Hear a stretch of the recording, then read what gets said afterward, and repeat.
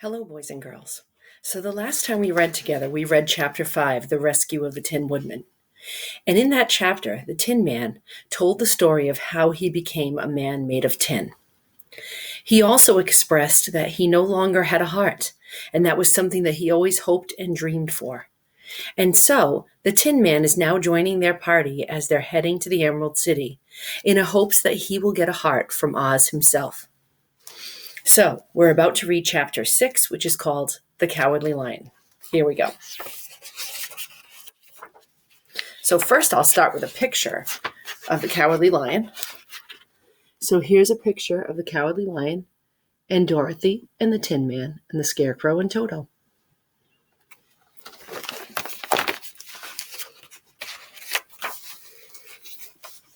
All this time, Dorothy and her companions had been walking through the thick woods.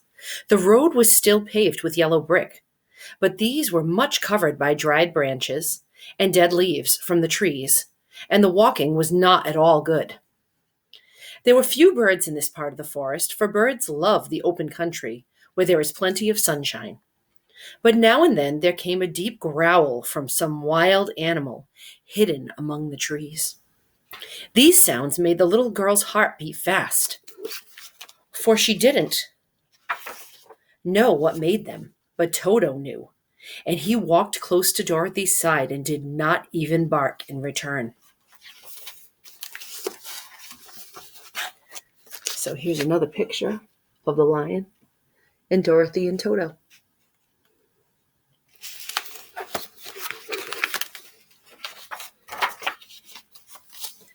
How long will it be, the child asked of the Tin Woodman, before we are out of the forest?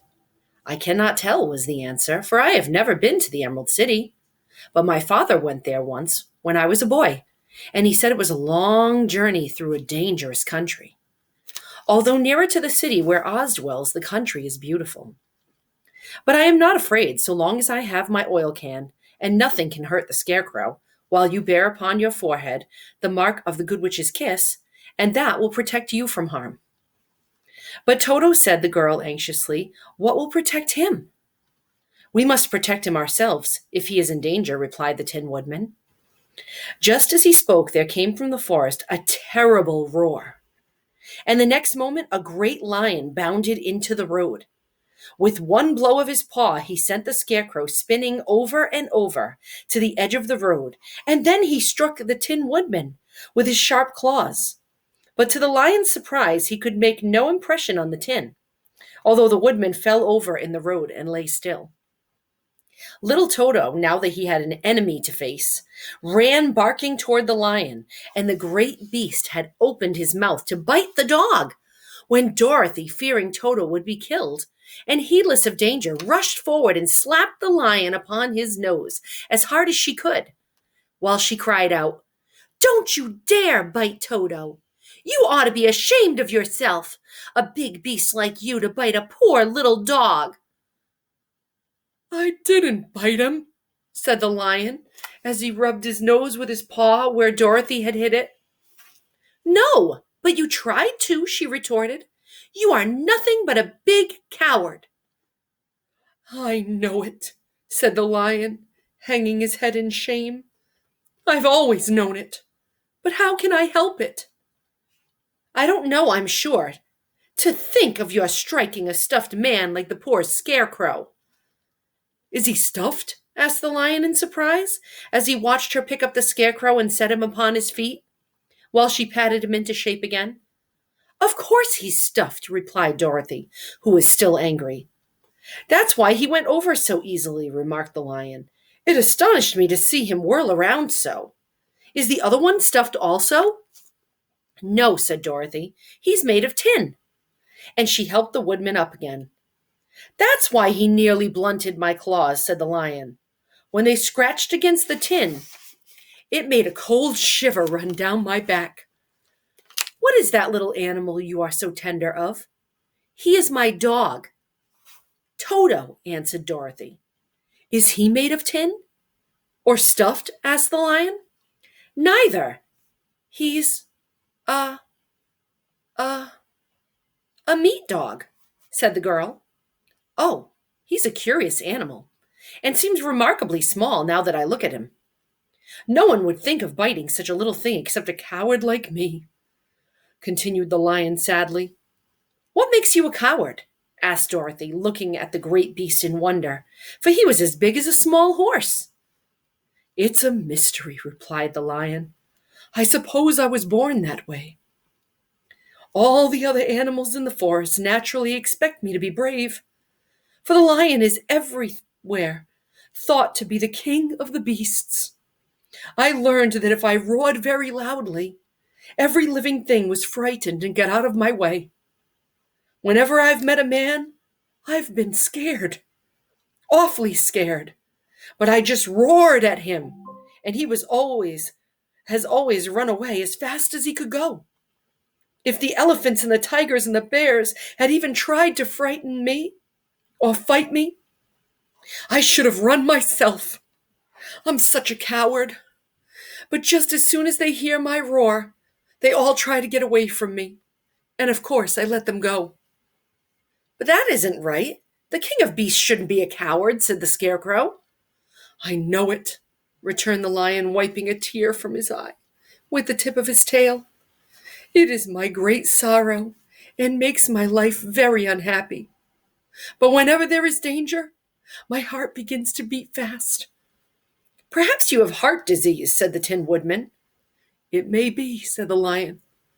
"If you have," continued the Tin Woodman, "you ought to be glad, for it proves you have a heart. For my part, I have no heart, so I cannot have heart disease." "Perhaps," said the lion thoughtfully, "if I had no heart, I should not be a coward." "Have you brains?" asked the Scarecrow. "I suppose so. I've never looked to see," replied the lion. "I am going to the Great Oz to ask him to give me some," remarked the Scarecrow, "for my head is stuffed with straw." "And I am going to ask him to give me a heart," said the Tin Woodman. "And I am going to ask him to send Toto and me back to Kansas," added Dorothy.